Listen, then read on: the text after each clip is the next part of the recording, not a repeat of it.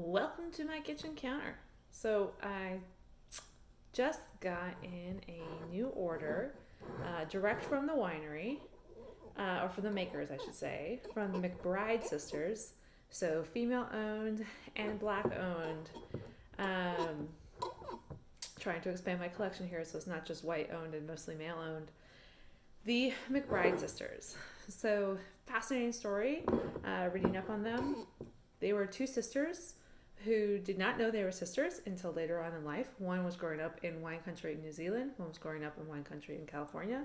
They both ended up becoming interested in wine and wanting to be winemakers before they learned that they were sisters. Met each other somehow, realized they were sisters, started a business together. So the McBride Sisters wine, smells good. Benefit is some of the wines come from New Zealand and some of them come from California. So this is one of their red blends. They have some of the McBride Sisters wines, and then they have their special collection, the Black Girl Magic collection. This is not from the Black Girl Magic. This is just from their collection, the McBride Sisters collection. It's a secret what the blend is. All I know is it's from the Central Coast in California. And I know it's 13.5% by volume. It doesn't say anywhere on the label or anywhere on the website what the grapes are. So, someone who knows a lot more about blind tasting than me might be able to take a guess at what grapes are in here. But I'm just going to do my best to sort of help you, tell you what I'm smelling and what I'm tasting, and whether I like it or not. So, on the cork, very aromatic, first of all.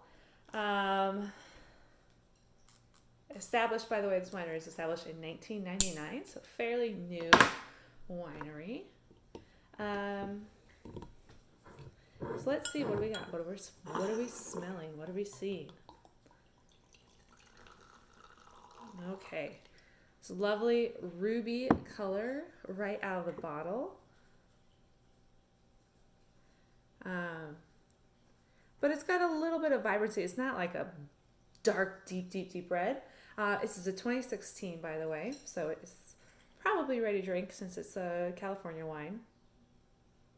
Ooh.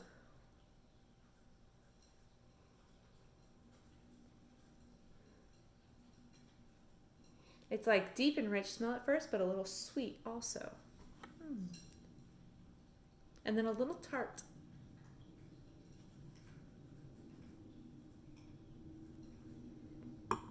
So very different from the last wine I just had, which was also a black-owned winery, but up in Oregon in the Willamette Valley. The hand grenades, horseshoes and hand grenades. And that was another red blend. But that was a Syrah blend. This, maybe a little cranberry, that tartness, but it's not too tart. Let's see, very fruity.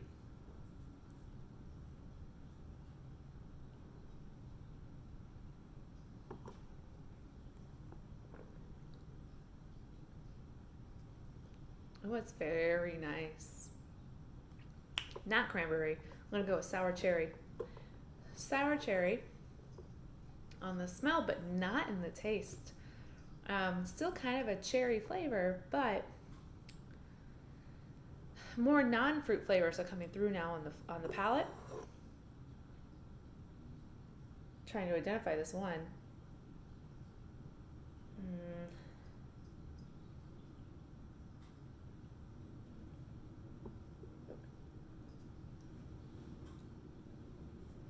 It's got almost like a good black coffee feel that's smooth and mellow.